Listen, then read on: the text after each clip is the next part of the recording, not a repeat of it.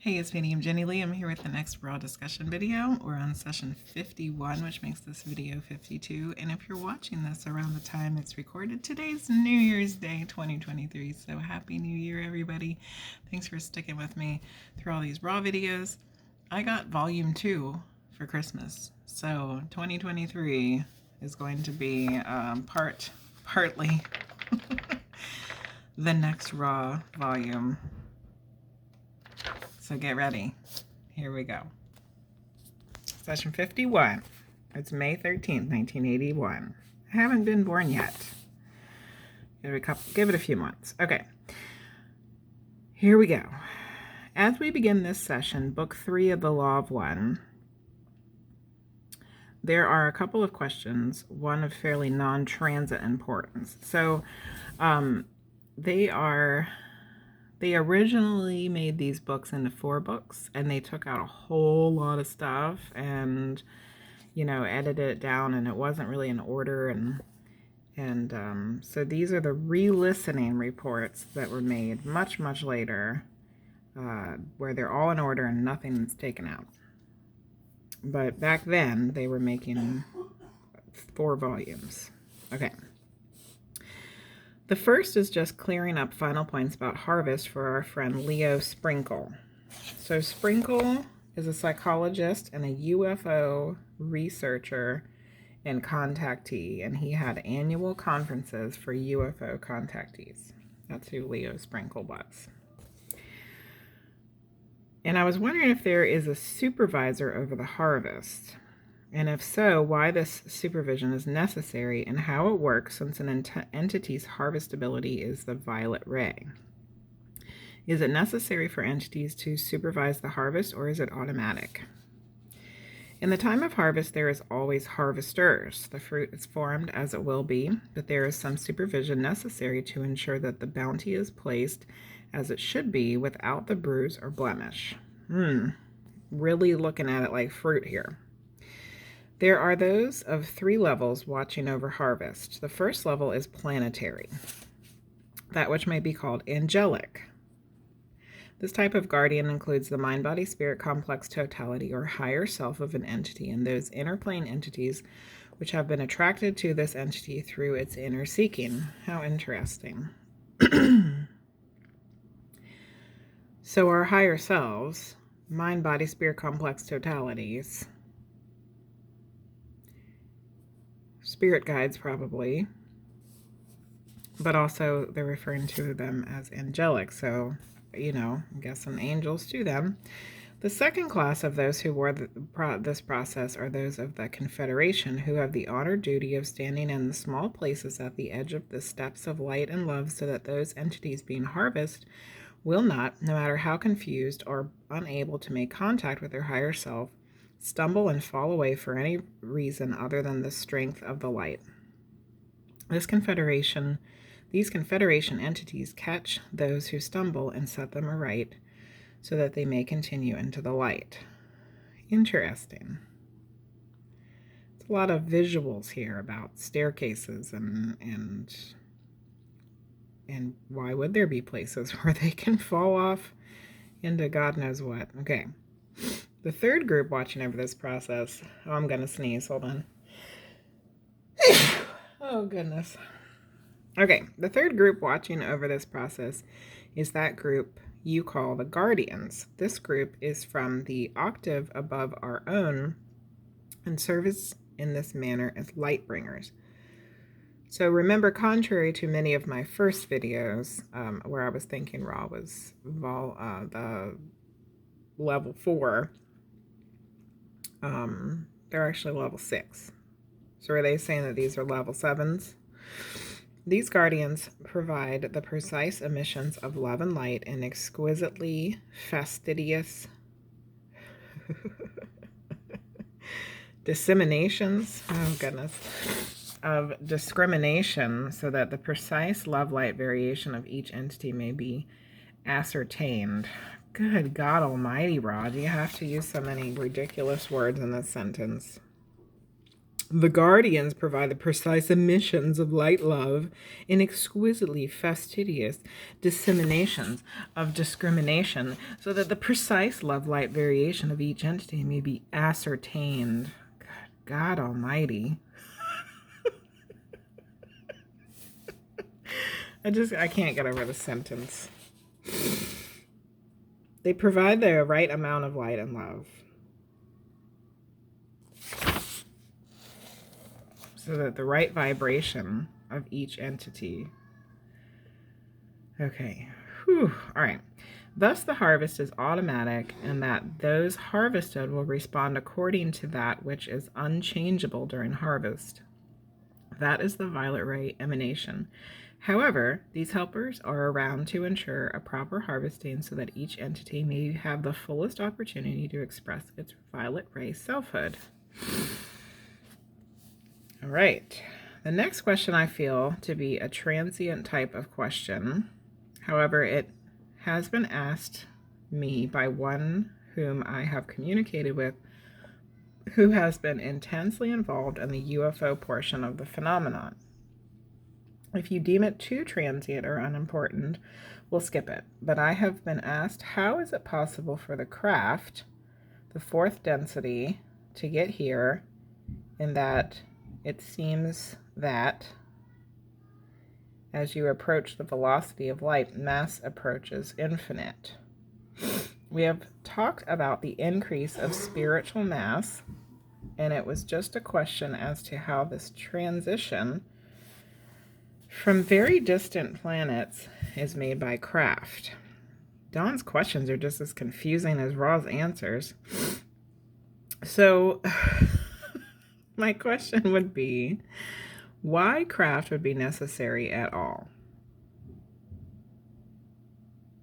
You have asked several questions.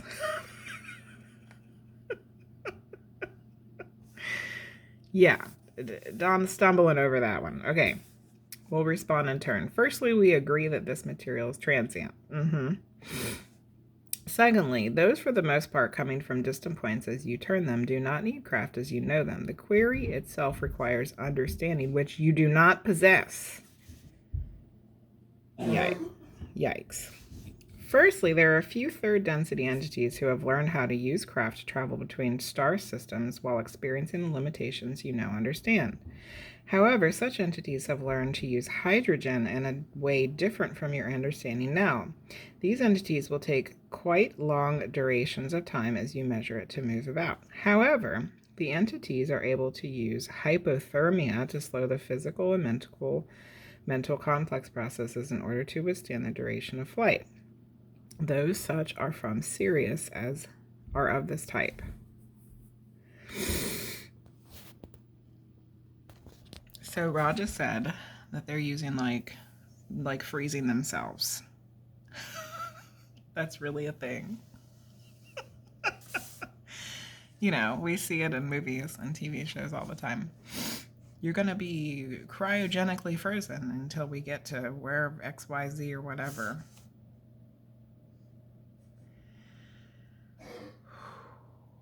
And here Ra says, entities from Sirius are doing just that. Third density entities are freezing themselves to travel long distances of time.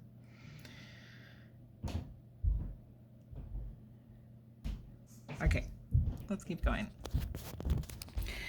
There are two other types. One is the type which, coming from fourth, fifth, and sixth density, is in your own galaxy, have access to a type of energy system which uses the speed of light as a slingshot and thus arrives where it wishes without any perceptible time elapsed in your view. That sounds fun. Way better than getting frozen.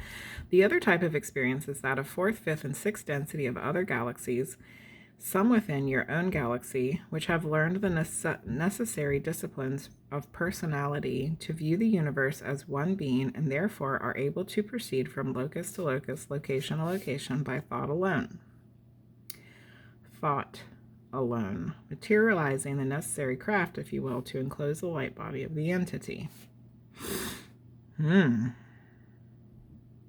better. I assume that the later type of this type, what? I assume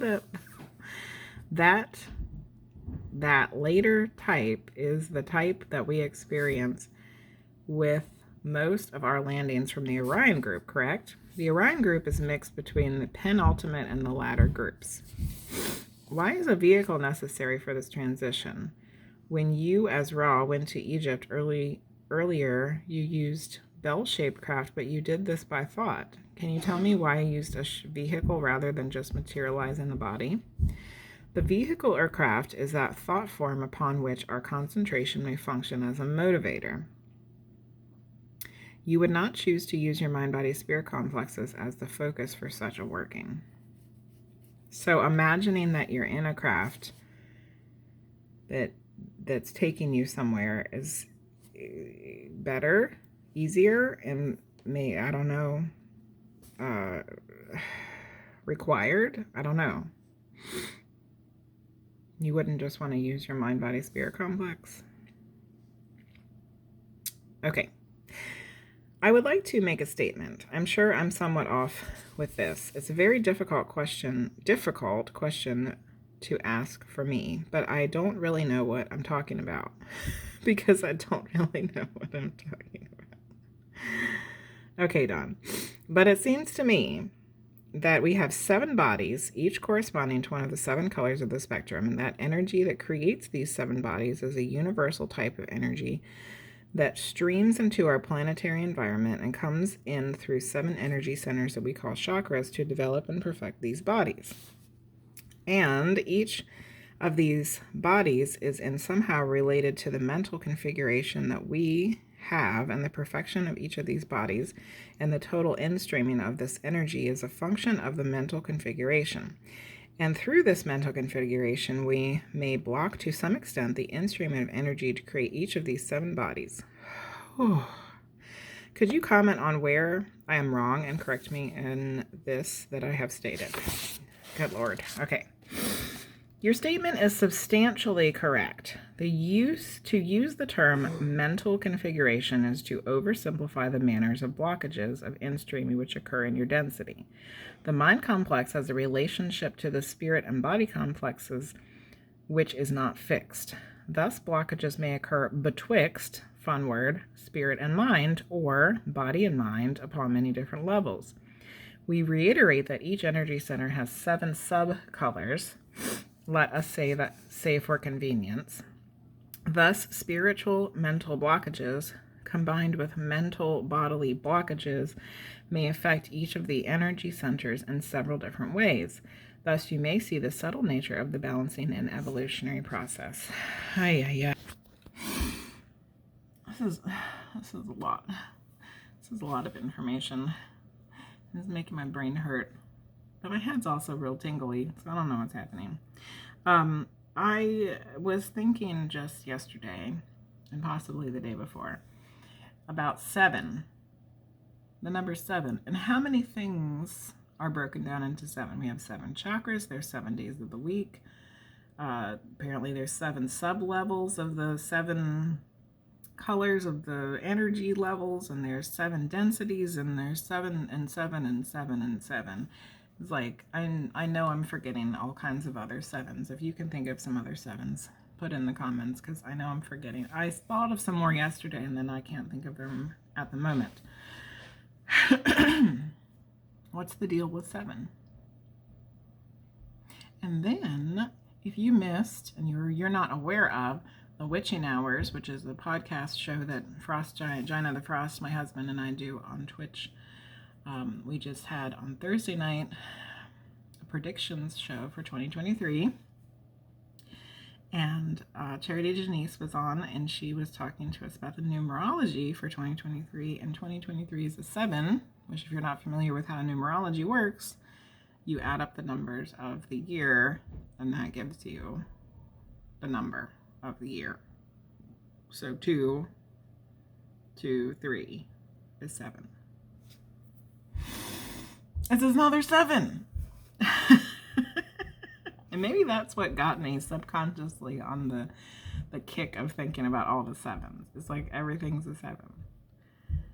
And I'm just wondering why.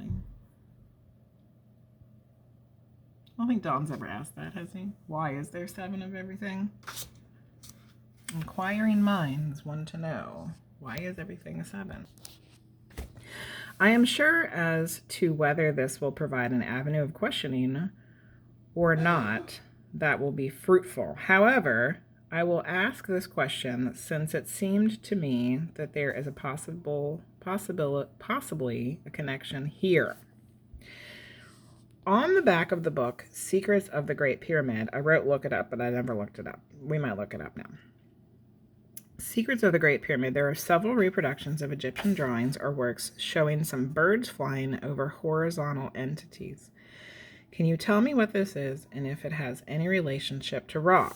These drawings of which you speak are some of many which distort the teachings of our perception of death as the gateway to further experience. The distortions concerning these considerations of specific nature as to the process of the so-called dead mind-body-spirit complex.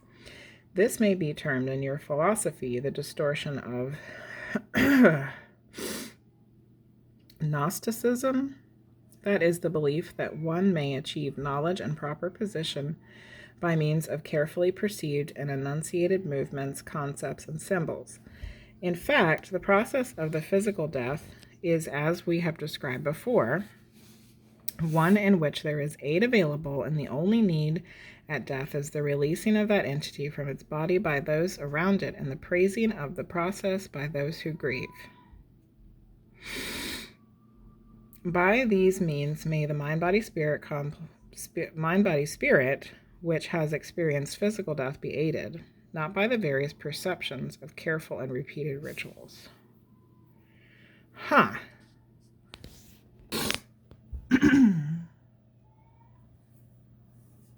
You might be able to hear my little child. She's upstairs singing her little heart out. She likes to make up her own songs. I used to do that when I was a kid. We're going to look this up because I want to know what it's talking about. Okay, Secrets of the Great Pyramid. Pyramid by Olivio.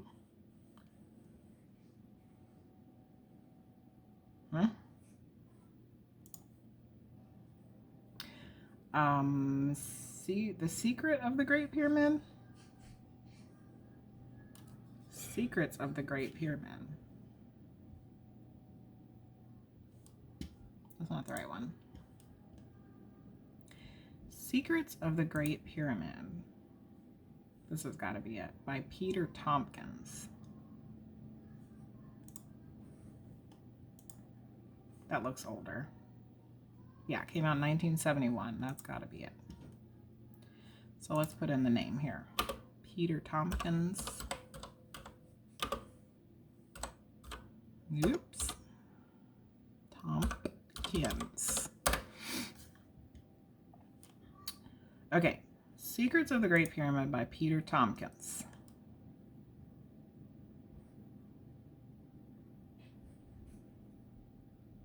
Centered around the Great Pyramid of Cheops. Okay. But I want to see the back of the book. Can we see the back? I said it was on the back. Oh no. Yeah, on the back of the book.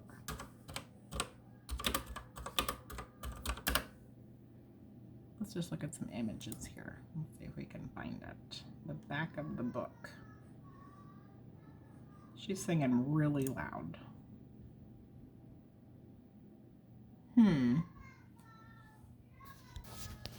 Oh, she's singing rum-pa-pum-pum. Okay, here's the back of the book. Here it is. It's this one right here. Okay, so there's a person laying down and there's some birds flying over it. That's what he's talking about. Here, here's another one. This one here. Okay, so we found what Dawn was talking about here. So he wanted to know if it has any relationship to Ra. And Ra says, they're a distortion of the teaching of the perception of death as the gateway to further experience. So I know in some other beliefs or superstitions or what have you, that birds have been considered something that helps transport the spirit to the spirit world. I wonder if that's what they're talking about here. I don't know if that was an Egyptian thing or not. But it was a distortion and a misconception. And she's so loud. Oh my God. Okay. But Ra says there is aid. The only need at death is the releasing of the entity from the body by those around it, and praising of the process by those who grieve.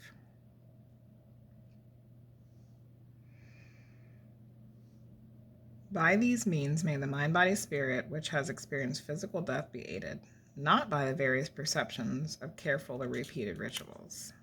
So there's nothing needed. We just slip on out. There's some people there to help us, and then the people left behind grieve the loss. Simple enough, I guess. You spoke at an earlier time of the rotational speeds of energy centers. Am I correct in assuming that this is a function of the blockage of the energy center, and the less blocked it is, the higher speed of rotation, indicating greater energy in-streaming? You are partially correct. In the first 3 energy centers, a full unblocking of this energy will create speeds of rotation. So, root, sacral, solar plexus. As the entity develops the higher energy centers, however, these centers will then begin to express their nature of forming crystal structures. I've talked about these before. This is the higher or more balanced form of activation of energy centers, as the space-time nature of this energy is transmuted to the time-space nature of regularization and balancing. So the lower ones do have a rotation, which I've seen before. Like whenever I think about my root chakra, I always see it spinning. What do you mean by crystal structures? Great question, Dawn. Each of these energy centers of the physical complex may be seen to have a distinct crystalline structure in the more developed entity. Each will be somewhat different, just as in your world no 2 snowflakes are alike. However, each is regular. Or you could also say no 2 fingerprints are alike, no 2 energy centers are alike.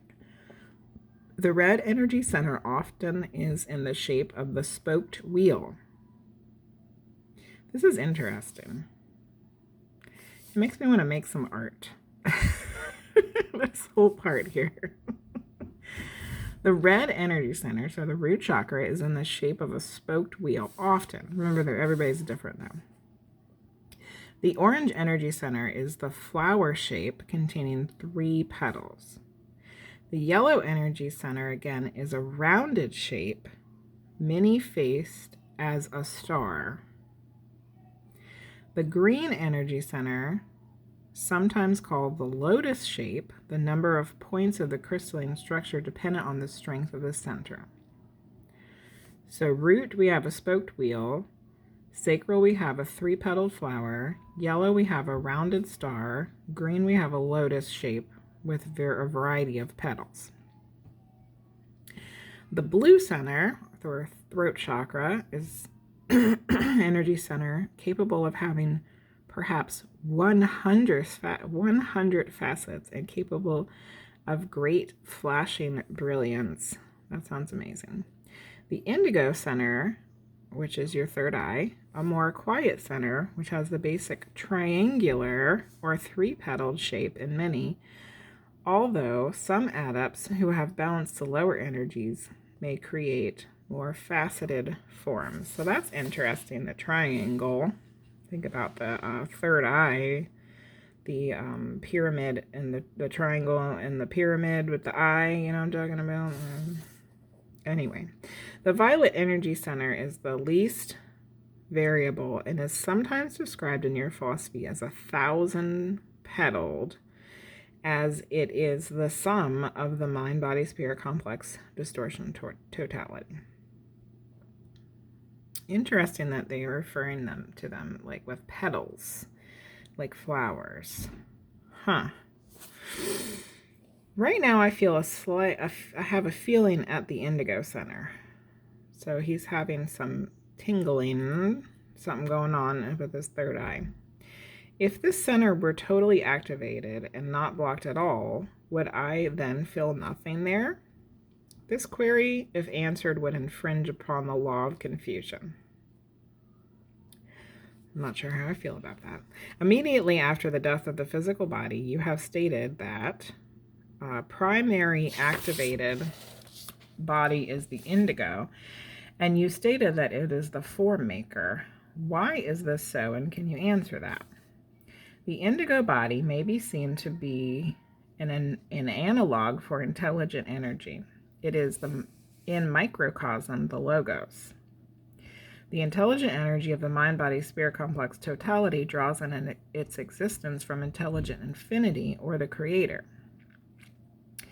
This creator is to be understood both in macrocosm and microcosm to have two natures: the unpotentiated infinity, which is intelligent. That is all that there is.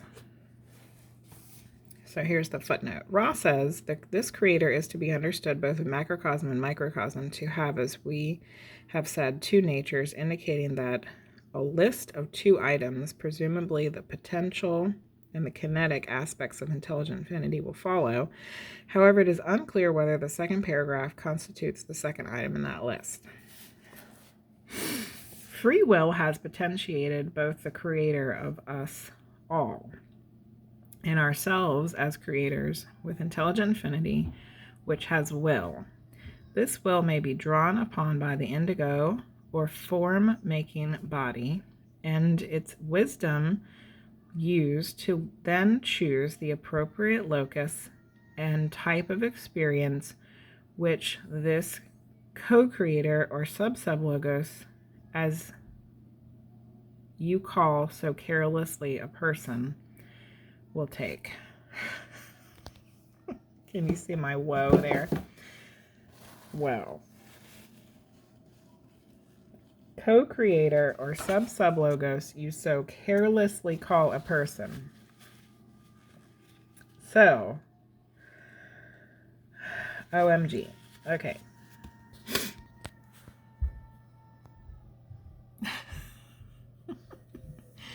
My little child is really building it out up there. Okay. This whole session has been unbelievably complicated and hard to understand. But this last little bit, this last little paragraph here, has some very important, amazing, wonderful information that has more recently come to my attention in a very strong way, and really needs to be understood better, and people need to be willing to accept it. Okay. Let's read over this. These last two paragraphs a little bit. Okay, so remember, Dawn is asking that when we die, our indigo energy center in our indigo body, light body, which is also called the form maker, is activated. And he wants to know why. The indigo body may be seen to be an analog for intelligent energy. The intelligent energy of the mind-body-spirit complex, which is the person, the mind-body-spirit complex totality draws its existence from intelligent infinity, or the creator or the source or God or whatever. Okay, so let's pause there for a second.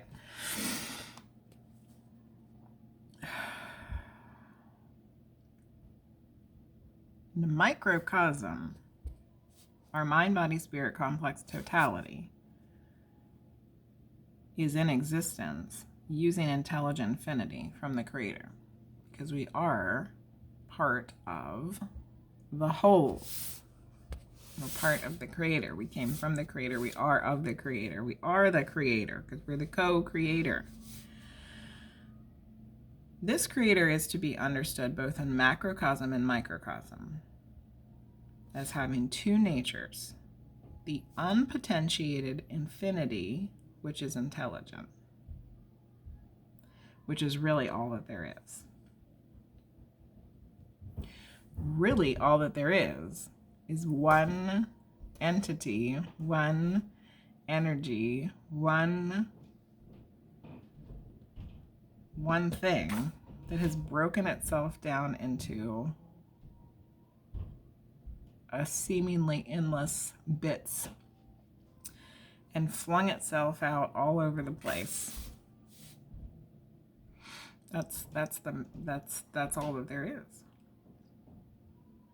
And the macrocosm is the collective of all that there is, which is this one thing. But the microcosm is that each thing holds all of that within them. It's all the same. Okay. Now the second paragraph says, free will has potentiated both the creator of us all and ourselves as co-creators with intelligent infinity, which has will.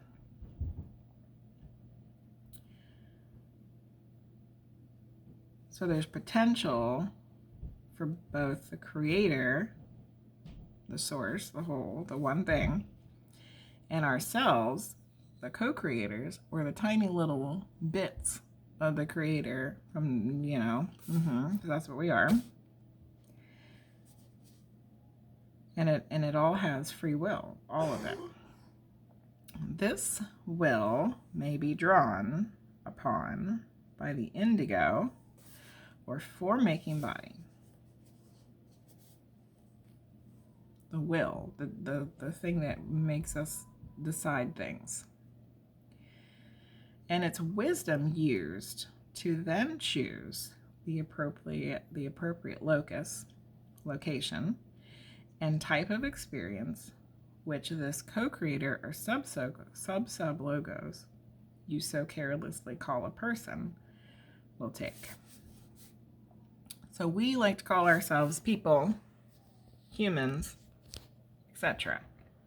Right? This is where all this is going, and what's like super, super important for everybody to understand and realize. So all this time, 406 pages of this book, Ra talks about the person as the mind, body, spirit complex. That us as a person is made up of a mind, a body, and a spirit. Right? That's why we're the mind, body, spirit complex. It's a complexity of these three things together. However, what it really comes down to is that because we are of the creator, of the source, we are the co-creator. We are a co-creator. We are a sub logos. So remember, the logos is the breaking down of the whole. The sub-logos is like the whatever ended up deciding to make our whole part of our universe, where our solar system is, and our planets, and our sun, and all that stuff. And it keeps breaking down, till you get to us. And each one of us is a sub-logos. Now, we're probably more like a sub-logos, I would imagine. Like there's more subs in there somewhere. But in this particular instance, Ra just refers to us with two subs. Sub-logos. because we are part of the whole. We are co-creators. We're not just a person you so carelessly call a person. Do you realize how important this is? This is like one of the biggest revelations of the last month for me. And I had already thought about it, and I had already felt like I understood it, but then things happened to make me realize just how important that is. Each one of us, every single one of us, is the creator. We are source. We are source energy. We are. And we want to break ourselves down and make ourselves sound like we're something less. And some of us don't see the value of ourselves at all, or that we have any worth for anything. But if any of the people that feel that way, that they are lesser or not as important or don't have any worth, or that there's people and things out there that are bigger, better, and more important than us, then you're full of shit. And you're not understanding what this really means and what we really are. You're just not. You're not getting it. And I don't want to be harsh about it. And I don't want to make people seem like, I just want everybody to realize the potential of their amazingness, because we all are the co-creators with the creator itself. Every single one of us carries the creator energy inside of them, because that's what we are. If you break it down from the beginning, we're all little droplets of the same thing, which means we have the potential inside of us for all of the same things that the creator does. And see, religion places all of that kind of thing in the blasphemy category. You cannot possibly think no one's greater than blah, blah, blah. I'm sure that as if you put us all back together and everything was back together as one whole, then hell yeah, I would be a lot more powerful and greater than just one little droplet here and there. Absolutely. Won't argue with you there. But we have the potential because we are the co-creators. We are the sub-logos. God didn't make us in his image of a person. He made us in his image because we have the power to create. I'm gonna say it. I'm gonna keep saying it. So anyway, this session was complicated. We went from talking about aliens and alien spaceships, UFOs, to the different bodies and energy centers, and what it means when our physical bodies die, to Ra just laying it all out on the line and saying you guys are ridiculous by just thinking that you're just a person, because that's not what you are at all. So remember that, people, as we go into this new year, or whenever you're watching this video, that you are way more than you realize. So tap into it. Tap into your inner intelligent energy, your inner intelligent infinity, because it's all there. It's all there for all of us, because that's all that we are. Anyway, I hope you enjoyed this video. If you did, don't forget to give it a thumbs up. If you haven't subscribed already, please do. If this is the first Raw video you've seen, there is 51 more ahead of them that you should probably watch in order. And there's going to be a lot more because there's a whole volume too. So Thank you guys for watching, and once again, Happy New Year, and I'll see you guys later. Bye bye.